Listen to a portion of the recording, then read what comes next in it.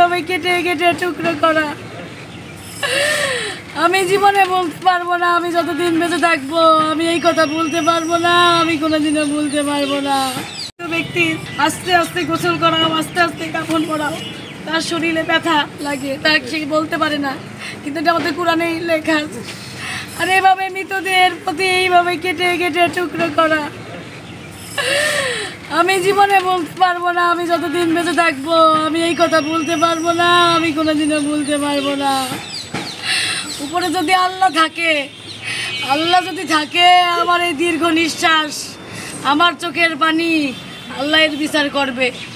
আল্লাহ অবশ্যই আছে, আল্লাহ বিচার করবে, বিচার করবে, এর সুষ্ঠু তদন্ত হবে, এর সর্বোচ্চ শাস্তি আমি চাই, সর্বোচ্চ শাস্তি চাই। আমি খুব অল্প 2-1 দিনের মধ্যে তাদের সাথে যোগাযোগ করেছি। আমি যোগাযোগ করার 2 দিনের মধ্যেই আসামি চিহ্নিত করা গেছে।